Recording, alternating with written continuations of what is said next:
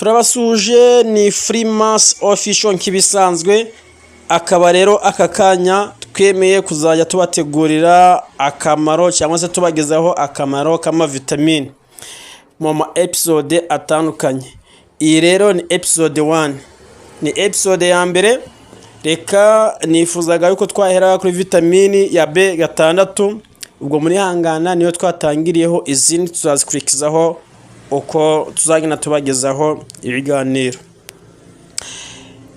Rero ntabatindiye, reka dutangire mbabwira ku kamaro ka vitamini B6. Iyi ni episode ya mbere cyangwa se episode 1.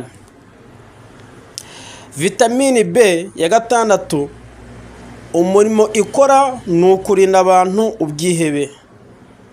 Ikindi itera amahoro yo mu bwenge no gutuza.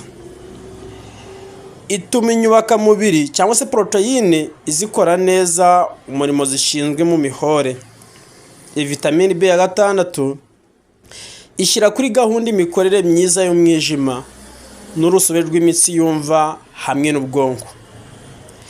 Ituma imitsi idasaza cyangwa ngo yumagare. Ituma umuntu asinzira neza kandi atuje. Irinda kuvamo inda.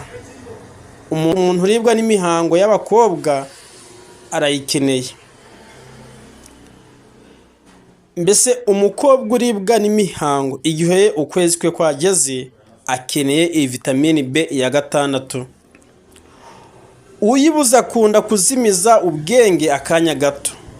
Iyi vitamini ya B6 nanone niyo bavurisha umuntu uri kuruka atwite. Niyo umuntu ushaka iyi vitamini B6 nanone niyo umuntu ushaka kureka inzoga arya. Mbese umuntu ushaka kureka inzoga yifashisha ibikungahaye kuri vitamini ya B6, bikamwongerera ubushobozi bwo kwitegeka no kwifatira imyanzuro. Iyi vitamini B tuvuze akamaro kayo bwaca bukira, gusa reka tubarangiye muri bimwe ibonekamo. Iyi vitamini B6 iboneka mu ngano zimeze cyangwa se zinitse, iboneka muri avoka, iboneka mu muneke, ibishyimbo by'umweru, soya, ibigori, shufure, epinari n'ibindi byinshi cyane. Ibi ngibi nawe ukeneye kubisoma cyangwa se gufata amakuru ya nyayo byabonetse, cyangwa se inyandiko wayisanga mu gatabo kitwa Tumenye Kwivura volume ya 4 kuri page y'9.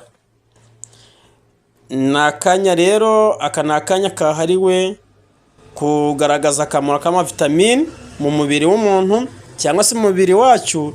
Iki ni igice cya mbere cyangwa se episode 1. Ndabakunda, ciao ciao.